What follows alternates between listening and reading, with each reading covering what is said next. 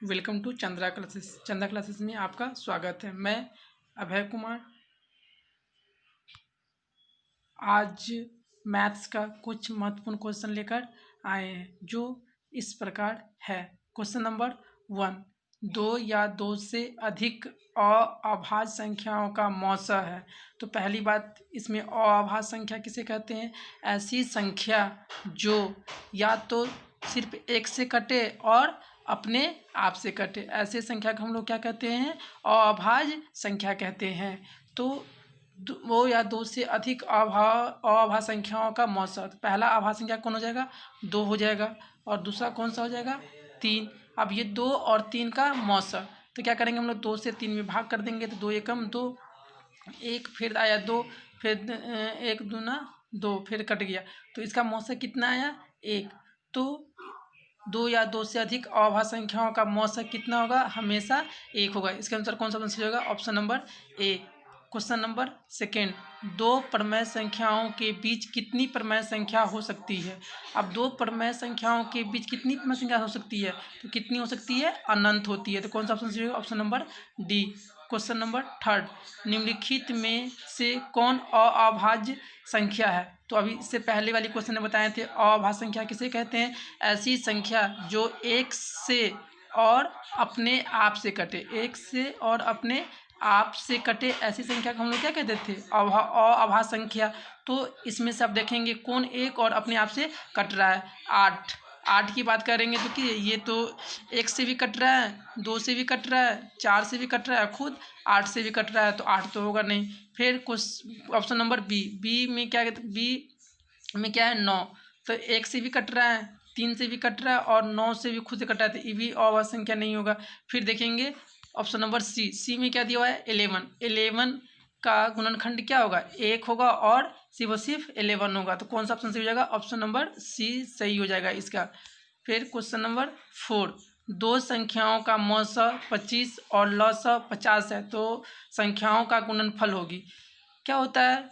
दो संख्याओं का मतलब पहली संख्या गुणे में दूसरी संख्या बराबर में क्या होता है? एलसीएम गुणे में एचसीएफ। क्या होता है? एलसीएम गुणे में एचसीएफ। हमको क्या दे रखा है? मौसा और लौसा, मतलब कि एचसीएफ दे रखा है 25 और एलसीएम दे रखा है 50। तो एलसीएम कितना दे रखा है? 50 गुणे में कितना हो जाएगा? 25 और 25 पंचे 125, तो कितना जाएगा? 1250 आ जाएगा। तो कौन सा ऑप्शन सही हो जाएगा? ऑप्शन नंबर बी सही हो जाएगा। नेक्स्ट क्वेश्चन 5, निम्नलिखित में कौन अभाज्य संख्या है? तो अभाज्य संख्या किसे कहते हैं? ऐसी संख्या जो एक से और अपने आप से कटे, इस ऐसी संख्या का हम लोग क्या कहेंगे? अभाज्य संख्या कहेंगे। ऑप्शन नंबर ए में क्या है? 15 दिए हुआ है, तो ये 3 से भी कटेगा, 5 से भी कटेगा, तो ये तो होगा नहीं। ऑप्शन नंबर बी में 12, ये 2 से भी कट रहा है, 3 से भी कट रहा है, 6 से भी कट रहा है, 4 से, तो ये भी नहीं होगा। सी में 75 दे रखा है, तो 1 से भी कटेगा, 5 से भी कटेगा, तो इसका गुणनखंड 1 से ज़्यादा हो गया। और 23 मतलब 23 में क्या होता है? सिर्फ ये 1 से कटेगा और 23 से खुद से कटेगा। तो कौन सा अभाज्य संख्या हो जाएगा? ऑप्शन नंबर डी 23 हो जाएगा। क्वेश्चन नंबर 6, निम्नलिखित में कौन अपरमेय संख्या नहीं है? तो मतलब अपरमेय संख्या नहीं है तो क्या होगा? परमेय संख्या होगा। परमेय संख्या किसे कहते हैं? ऐसी संख्या जो p बटा q के रूप में हम लोग लिख सकें, बट q का मान क्या नहीं होना चाहिए? 0 के बराबर नहीं होना चाहिए। अगर q का मान 0 हो जाएगा तो इसका मान क्या हो जाएगा? अनडिफाइन हो जाएगा। क्या हो जाएगा? अनडिफाइन हो जाएगा। तो option number A 11, root under 11। क्या ये मतलब कि ये तो अपरमेय संख्या है। ऑप्शन नंबर बी रूट 15, ये भी क्या है? अपरमेय संख्या है। ऑप्शन नंबर सी, अब यहाँ पे रूट 9 है और यहाँ पे रूट 16 है, तो रूट 9 का वर्गमूल कितना आएगा? 3, और रूट 16 का वर्गमूल कितना आएगा? 4, और ये 4 तिया 12, और इसको क्या कर सकते हैं हम लोग? p बटा q के रूप में लिख सकते हैं। तो कौन सा ऑप्शन सही होगा? ऑप्शन नंबर सी इसका सही हो जाएगा। क्वेश्चन नंबर 7, निम्न में से कौन अलग है? चारों ऑप्शन में से अलग कौन सा है? तो ऑप्शन नंबर ए में क्या दे रखा है? 3/5। बी में अगर रूट अंडर 16/4, तो इसको हम लोग क्या लिख सकते हैं? 2। फिर सी में रूट 2/5, और ऑप्शन नंबर डी में क्या लिख रखा है? 5/9। ये तीन ए बी और डी में क्या है? सब परमेय संख्या, लेकिन ऑप्शन नंबर सी क्या है? अपरमेय संख्या। तो कौन सा ऑप्शन सही हो जाएगा? सबसे अलग कौन हो जाएगा? सी वाला। क्वेश्चन नंबर 8, किसी धनात्मक पूर्णांक a तथा b के लिए ab का मौस गुने ab का लस निम्न से किसके बराबर है। अभी जस्ट कुछ दिन पहले पढ़ाया था कि पहली संख्या गुने में दूसरी संख्या बराबर में क्या होता है, एलसीएम गुने में एचसीएफ। हमको क्या दे रखा है, इसका ए बी का मौसा और ए बी का लौसा दे रखा है, तो ये क्या होगा, दोनों संख्याओं का गुणनफल होगा, तो ए गुने में बी। तो कौन सा ऑप्शन सही हो जाएगा, ऑप्शन नंबर इसका सी सही हो जाएगा। नेक्स्ट क्वेश्चन 9, यूक्लिड विभाजन एलोगोरिथमी दो धनात्मक पूर्णांक के निम्न में से किससे परिकलित करने के लिए तकनीक है। जो यूक्लिड विभाजन है किसके लिए प्रयुक्त होता है, हमेशा और हमेशा इसमें एचसीएफ लिए, और एचसीएफ को हम हिंदी में क्या कहते हैं, हम लोग मौसा कहते हैं। तो कौन सा ऑप्शन सही हो जाएगा, ऑप्शन नंबर बी सही हो जाएगा। क्वेश्चन नंबर 10, निम्न में से कौन परमेय संख्या है, और परमेय संख्या किसे कहते हैं, ऐसी संख्या जो p बट्टा क्यू के रूप में हम लोग क्या करें, उसको लिख सकते हैं। ऐसी संख्या को हम लोग क्या कहते हैं, परमेय संख्या कहते हैं। तो ऑप्शन नंबर ए में देखेंगे √3। तो जैसे ही रूट के अंदर कोई भी चीज़ रहेगा और वो रूट से बाहर नहीं निकल पाएगा तो उसे हम लोग क्या कहेंगे, अपरमेय संख्या। अब यहाँ पे देखेंगे ऑप्शन नंबर बी में √2 से √2 कट गया तो बचा कितना, 2। और ऑप्शन नंबर सी में ये क्या है, √5 है, और ऑप्शन नंबर डी में क्या है, √6 है। तो जो ऑप्शन नंबर बी है, ऑप्शन नंबर बी में क्या आया है, 2, और 2 को हम लोग क्या ले सकते हैं, 2/1। तो इसके अनुसार कौन सा ऑप्शन सही हो जाएगा, ऑप्शन नंबर बी क्या है, परमेय संख्या है। क्वेश्चन नंबर 11, निम्न में कौन अपरमेय नहीं है। तो अपरमेय नहीं है तो क्या होगा, प्रमेय होगा, और प्रमेय को हम लोग क्या कर सकते हैं, p/q के रूप में लिख सकते हैं। और दूसरा, अपरमेय में जहाँ भी रूट रहे, रूट वाले के अंदर, रूट के अंदर कोई भी संख्या है, वो संख्या बाहर नहीं निकल सकता है तो उसे हम लोग क्या कहते हैं, अपरमेय कहते हैं। जैसे √7 का वर्गमूल निकलेगा नहीं, तो ये क्या होगा, अपरमेय। √5 में √5 क्या √2 से बाहर निकल सकता है, नहीं। 5 रूट से बाहर निकल सकता है, नहीं। तो ये भी क्या है, अपरमेय है। और √3 और बट्टा में √7 इसमें भी नहीं निकल सकता है, तो ये भी नहीं है। लेकिन डी में है, इसे काटेंगे 3 से काटेंगे तो 3 दूना 6, 3 पच्चे 15, और 3 से काटेंगे 3 इकाई 3 और 3 छक्के 18, तो ये कितना आ गया, √25/√16। तो 25 का वर्गमूल कितना होगा, 5, और 16 का वर्गमूल कितना होगा, 4। तो 5/4 क्या हो गया, परमेय संख्या। तो कौन सा ऑप्शन सही होगा, ऑप्शन नंबर डी इसका सही हो जाएगा। क्वेश्चन नंबर 12, दो क्रमिक सम संख्याओं का एचसीएफ क्या होगा। मतलब क्रमिक मतलब क्या होता है, लगातार। सम संख्या किसे कहते हैं, ऐसी संख्या जो 2 से क्या पूरा कट जाए, ऐसी संख्या को हम लोग क्या कहते हैं, सम संख्या कहते हैं। तो पहला सम संख्या क्या होगा, 2, दूसरा क्या होगा, 4। अब इसका क्या करा है, एचसीएफ निकालने के लिए तो इसका गुणनखंड निकालेंगे, 1 और 2, और 4 का निकालेंगे तो क्या होगा, 1 2 इंटू में 2। ये दोनों में कॉमन कौन सा है, तो 1 2 यहाँ है, तो 1 2 यहाँ है, तो 2 क्रमिक सम संख्याओं का एचसीएफ कितना होगा, 2 होगा। तो इसके अनुसार कौन सा ऑप्शन सही हो जाएगा, ऑप्शन नंबर बी सही हो जाएगा। क्वेश्चन नंबर 13, 1440 में 2 का अधिकतम घात। अब क्या करेंगे, अब अधिकतम घात निकालने के लिए पहले क्या करेंगे, हम लोग गुणनखंड निकालेंगे। और गुणनखंड क्या होता है, किसी भी संख्या का छोटा से छोटा टुकड़ा या छोटा से छोटा रूप। अब 1440 का हम लोग पहले क्या करेंगे, गुणनखंड निकालेंगे। 1440 का पहले क्या करेंगे, हम लोग गुणनखंड निकालेंगे। तो पहले किससे निकालेंगे, 2 से। 2 सत्ते 14, 2 दूना 4, फिर 0, फिर 2 से, 2 तिया 6, 2 छक्के 12, फिर 0, फिर 2 से 18 दूना 36। अब कितना आ गया, 180। 180 को फिर 2 से करेंगे तो कितना आएगा, 90 दूना 180, फिर 2 से 45, फिर 3 से 15, फिर 3 से 5। अब क्या 2 आया, 1 2 3 4 5, मतलब 2 के पावर 5 गुने क्या 3 आया, 2 3 आया, तो 3 के ऊपर 2, फिर क्या 5 आया 1। हमसे क्या पूछ रहा है क्वेश्चन कि 2 का अधिकतम घात, 2 का अधिकतम घात कितना होगा, 5। तो कौन सा ऑप्शन सही हो जाएगा, ऑप्शन नंबर सी सही हो जाएगा। क्वेश्चन नंबर 14, निम्न में कौन परमेय संख्या है। और परमेय संख्या किसे कहते हैं, ऐसी संख्या जो p/q के रूप में लिख सकते हैं। अब यहाँ सबके अंदर क्या है, रूट है। अब 49/64 है, तो 49 का वर्गमूल कितना होता है, 49 का वर्गमूल कितना होता है, 7/8। यहाँ पे 81 का तो वर्गमूल निकल जाएगा 9, लेकिन √91 का वर्गमूल निकलेगा नहीं, तो रूट के अंदर ही रहेगा ये। फिर यहाँ पे इसका भी वर्गमूल नहीं निकलेगा, ऑप्शन नंबर डी में भी वर्गमूल नहीं निकलेगा। तो कौन सा ऑप्शन सही हो जाएगा, ऑप्शन नंबर ए सही हो जाएगा। ऑप्शन नंबर ए क्या है, परमेय संख्या है। क्वेश्चन नंबर 15, निम्न में से कौन संख्या अपरमेय है।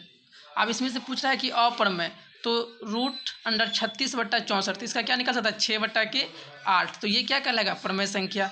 और यहाँ पे 1 का वर्गमूल क्या होगा 1, और 81 का वर्गमूल कितना होगा 9, ये भी क्या होगा प्रमेय संख्या। और √3/5, क्या √3 का वर्गमूल निकलेगा नहीं, √5 का वर्गमूल नहीं निकलेगा नहीं। और डी में यहाँ पे आ जाएगा 9/7। ये तीनों ऑप्शन क्या है प्रमेय संख्या, लेकिन ऑप्शन नंबर सी क्या है अप्रमेय संख्या है। नेक्स्ट क्वेश्चन 16, निम्न में कौन अभाज्य संख्या है। पहले अभाज्य संख्या के बारे में हम लोग बता चुके हैं। किसे कहते हैं, ऐसी संख्या जो 1 से और अपने आप से कटे। अब इसमें से ऑप्शन नंबर ए का तो क्या होगा 1 से ज़्यादा होगा, 1 से भी कटेगा, 2 से भी कटेगा, 4 से भी कटेगा। उसी तरह ऑप्शन नंबर बी में का भी गुणनखंड होगा। लेकिन ऑप्शन नंबर सी 11 सिर्फ और सिर्फ 1 से कटेगा और 11 से कटेगा। तो कौन सा ऑप्शन सही होगा, ऑप्शन नंबर सी इसका सही हो जाएगा। क्वेश्चन नंबर 17, इनमें कौन सी संख्या अप्रमेय है। अब यहाँ पे अप्रमेय की बात कहता है, तो अप्रमेय की बात कहता है तो ऑप्शन नंबर ए √9 का वर्गमूल कितना आएगा 3, और इसको ये 3/1 लिख सकते हैं, तो ये प्रमेय संख्या हो गया। ऑप्शन नंबर सी ये इसका वर्गमूल कितना आएगा 5, ये भी प्रमेय संख्या है। ऑप्शन नंबर डी 49, ये भी क्या है प्रमेय संख्या है। लेकिन ऑप्शन नंबर बी में √20 का कोई वर्गमूल निकल के बाहर आएगा नहीं आएगा। तो कौन सा ऑप्शन सही हो जाएगा, ऑप्शन नंबर बी क्या है अप्रमेय संख्या है। क्वेश्चन नंबर 18, संख्याओं 25 और 40 के एचसीएफ और एलसीएम का गुणनफल क्या होगा। अब क्या कह रहा है कि 25 और 50 के एचसीएफ और एलसीएम, तो पहले हम लोग क्या निकालेंगे 25 का और 50 का निकालेंगे, एचसीएफ निकालेंगे।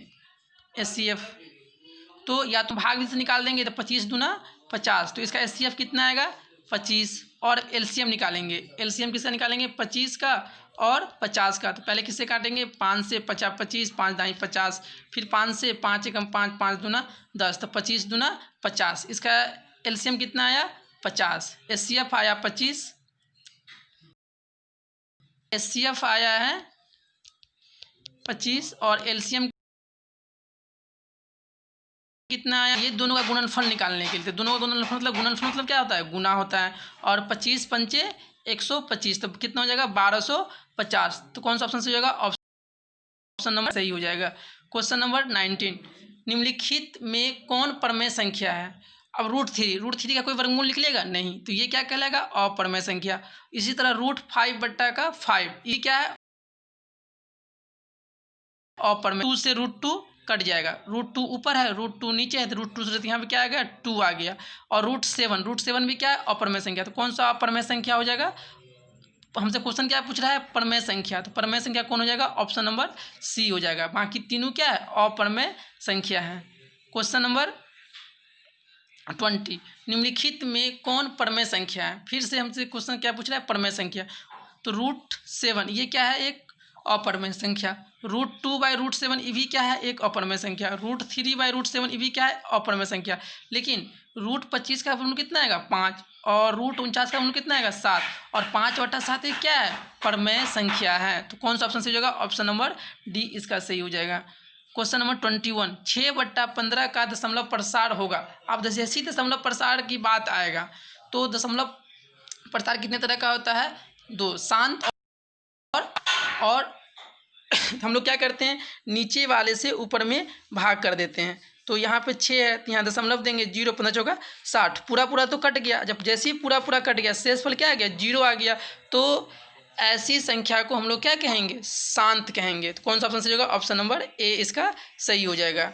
22, निम्नलिखित में कौन अशांत दशमलव विस्तार है। अब अशांत और शांत वो तो क्या था भाग विधि था। अब यहाँ पे हम क्या करेंगे देखेंगे कि 18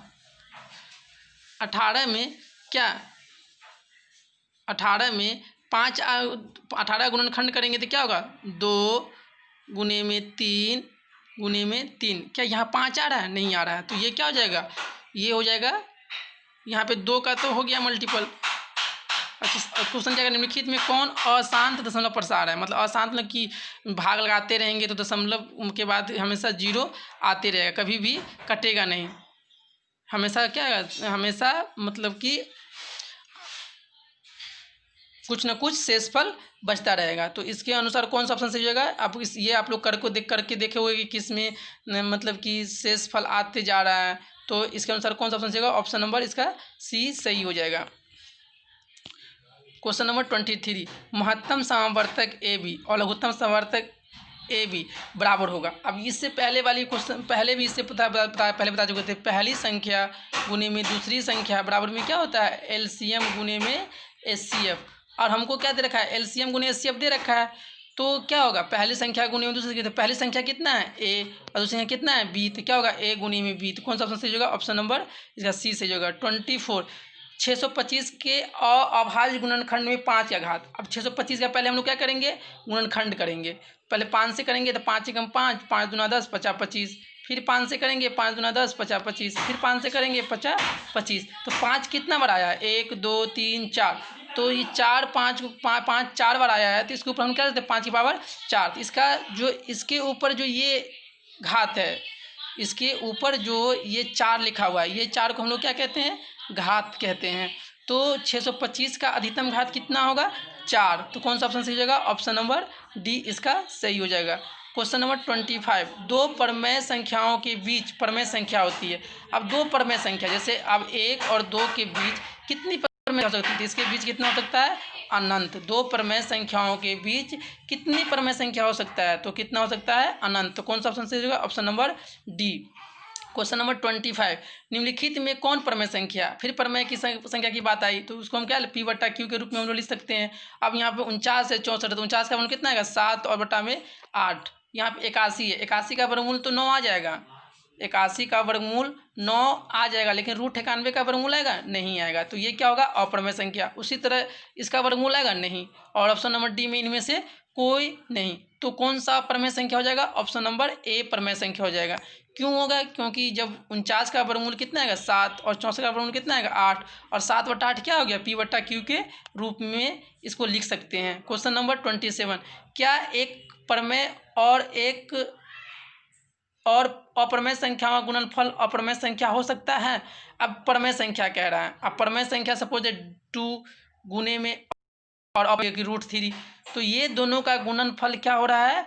एक अपरमेय संख्या हो रहा है। तो क्या क्वेश्चन क्या कह रहा है? क्या एक परमेय और अपरमेय संख्याओं का गुणनफल अपरमेय संख्या हो सकता है? हो भी सकता है और नहीं भी हो सकता है। क्वेश्चन नंबर क्या है 27 में? क्या एक परमेय और अपरमेय संख्याओं का गुणनफल अपरमेय संख्या हो सकता है? तो जैसे एक एग्जाम्पल ये हो गया। दूसरा एग्जाम्पल हम लोग ले रहे हैं कि जैसे 3 इंटू में और एक ले रहे हैं हम लोग √5। तो ये भी क्या है? एक अपरमेय संख्या 3√5 हो गया। तो हाँ हो सकता है। तो कौन सा ऑप्शन सही होगा? ऑप्शन नंबर ए। दो परमेय संख्याओं के बीच अधिकतम कितनी परमेय संख्या हो सकती है? अब उसी तरह से पहला ये क्वेश्चन तो पहले हम लोग कर चुके हैं। तो इसमें कितना होता है? अनंत होता है। 29, क्वेश्चन नंबर 29, निम्नलिखित में कौन अपरमेय संख्या है? अब इसमें क्वेश्चन पूछ रहा है क्या? अपरमेय संख्या। पहला ऑप्शन नंबर में क्या है? 64। तो ये 8 बटा 6 ये क्या है? परमेय संख्या। बी में क्या है? 81। ई भी क्या है? परमेय संख्या। और ऑप्शन नंबर डी में क्या है? 7 बटा के 3 ई भी क्या है? परमेय संख्या। और हमसे क्वेश्चन क्या पूछ रहा है? अपरमेय संख्या के बारे में पूछ रहा है। तो √2.5 ये क्या है? एक अपरमेय संख्या है। तो कौन सा ऑप्शन सही होगा? ऑप्शन नंबर इसका सी सही हो जाएगा। अब क्वेश्चन नंबर 30 कह रहा है, वृत्ताकार पथ पर 3 धावक एक ही स्थान से दौड़ना प्रारंभ करते हैं। एक क्या है? वृत्ताकार पथ है, इस पे 3 धावक ये तीनों क्या कर रहा है? दौड़ना प्रारंभ करता है। तो एक चक्कर लगाने में क्रमशः पहला जो धावक है उसको कितना घंटा लगता है? 3 घंटा। दूसरा जो धावक उसको कितना लगता है? 4 घंटा। और तीसरा जो धावक उसको कितना लगता है? 8 घंटा लगता है। तो तीनों को प्रस्थान बिंदु पर पुनः मिलने में लगा समय होगा। अब तीनों आदमी क्या करें? जहाँ से स्टार्ट करता है वहाँ पे फिर दोबारा आकर मिलना है, तो कितना समय लगेगा? तो इसका क्या करते हैं हम लोग? लघुत्तम निकालते हैं। तो लघुत्तम निकालते हैं तो यहाँ पे 4 और 8 है, तो पहले 4 से 3, 4 एकम 4, 4 दूना 8। आपका कटने वाला है नहीं, तो 4 तिया 12, 12 दूना 24। तो कितना घंटा बाद तीनों का तीनों एक ही बिंदु पर आके मिल जाएगा, तो 24 घंटा के बाद। तो कौन सा ऑप्शन सही होगा, ऑप्शन नंबर डी इसका सही हो जाएगा। क्वेश्चन 31, क्वेश्चन 30 जैसा ही है। वृत्ताकार पथ पर 3 धावक एक ही स्थान से दौड़ना प्रारंभ करता है। अब एक ही स्थान, कोई स्थान ए है, यहाँ पे तीनों क्या करता है, दौड़ना चालू करता है। एक लेता है 1 घंटा, दूसरा लेता है 3 घंटा और तीसरा लेता है 5 घंटा। अगर इस तरह से क्वेश्चन आए तो इसका हम लोग हमेशा क्या करते हैं, एलसीएम निकालते हैं। और इसमें एलसीएम निकालते हैं, क्वेश्चन क्या कटने वाला है नहीं, सब हम लोग क्या करते हैं, गुना कर देंगे। तो 5 तिया 15, तो कितना, तो तीनों का प्रस्थान बिंदु पर पुनः मिलने में लगा समय कितना होगा, तो 15 घंटा होगा। तो कौन सा ऑप्शन सही होगा, option number D. Question number 32 भी इसी तरह का क्वेश्चन है। वृत्ताकार पथ पर 3 धावक एक ही स्थान से दौड़ना प्रारंभ करते हैं, तो एक चक्कर लगाने में क्रमशः 2 घंटे, 4 घंटे और 6 घंटे। अब इस सब हम लोग क्या करेंगे, एलसीएम निकालेंगे 2, 4 और 6 का। फिर 2 से करेंगे, 2 एकम 2, 2 दूना 4, 2 तिया 6। अब क्वेश्चन कटने वाला नहीं, सब क्या करेंगे हम लोग, गुना कर देंगे। 3 दूना 6 दूना 12। तो कितना घंटे के बाद पुनः मिल जाएगा तीनों के तीनों आदमी, 12 घंटे। Number C. क्वेश्चन नंबर 33, √2 है 1। अब जैसे यहाँ पे रूट के अंदर दिखाई दे दिया, अब √2 है, √2 का हम लोग बाहर निकाल सकते हैं, इसका वर्गमूल निकल सकता है नहीं। तो ऐसी संख्या का हम लोग क्या कहते हैं, अपरमेय संख्या। तो कौन सा ऑप्शन होगा, ऑप्शन नंबर बी सही हो जाएगा। क्वेश्चन नंबर 34, √3 है 1। फिर √3 का कोई वर्गमूल निकलेगा, नहीं निकलेगा। अब जैसे ही वर्गमूल नहीं निकलेगा तो ये कौन संख्या कहलाएगा, अपरमेय संख्या। तो कौन सा ऑप्शन सही हो जाएगा, ऑप्शन नंबर सी इसका सही हो जाएगा। क्वेश्चन नंबर 35, यदि x² - 5x + 4 = 0 तो x का मान होगा। अब भिन्न संख्या, भिन्न किसे कहते हैं, जो अंश बट्टा हर के रूप में लिख सके, अंश बट्टा हर को हम लोग भिन्न कहते हैं। अपरमेय संख्या क्या है, कहीं पे रूट है नहीं है, और वास्तविक नहीं है। वास्तविक नहीं है तो क्या होगा, अवास्तविक। तो जैसे ही x का मान क्या होगा, यह एक क्या होगा, पूर्णांक होगा। तो कौन सा ऑप्शन होगा, ऑप्शन नंबर ए। Next question 36, 3√3। अब ये दोनों के बीच में किसका चिन्ह है, मल्टीप्लीकेशन का। 3√3, √3 का कोई वर्गमूल निकलेगा नहीं निकलेगा। तो ऐसी संख्या को हम लोग क्या कहते हैं, अपरमेय संख्या। तो कौन सा ऑप्शन सही होगा, ऑप्शन नंबर बी इसका सही हो जाएगा। और क्वेश्चन नंबर 37, 1 2, फिर 1 1 2 1 1 2 1 1। यहाँ पे क्या हो रहा है, 1 का 1 यहाँ पे 1 बार आया, यहाँ पे 2 बार आया, यहाँ पे 3 बार, ये आते जाएगा। तो अब ये कभी भी मतलब कि खत्म नहीं हो सकता है। और जब खत्म नहीं हो सकता है तो इसको हम लोग क्या, ऐसी संख्या को हम लोग क्या कहते हैं, अपरमेय संख्या। तो कौन सा ऑप्शन, ऑप्शन नंबर बी इसका सही होगा। निम्नलिखित π/2 में क्या है। अब जैसी ही पाई दिखाई देती, इसे हम लोग क्या कहते हैं, अपरमेय संख्या। अपरमेय संख्या। तो कौन सा ऑप्शन सही हो जाएगा, ऑप्शन नंबर बी। अगर पाई का मान दे दे, पाई का मान अगर 22/7 है और 22/7 के बारे में पूछे तो ये कौन सा कहलाएगा, परमेय संख्या कहलाएगा।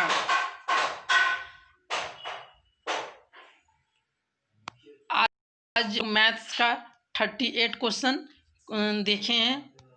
अगर आप लोग को कोई क्वेश्चन में अगर प्रॉब्लम हो तो क्या करें, उस क्वेश्चन को कमेंट बॉक्स में कमेंट करके उसके बारे में लिखें, और मतलब कि हमसे जहाँ तक हो सकता है हम अपना मतलब कि पूरा से पूरा मतलब दे सकें।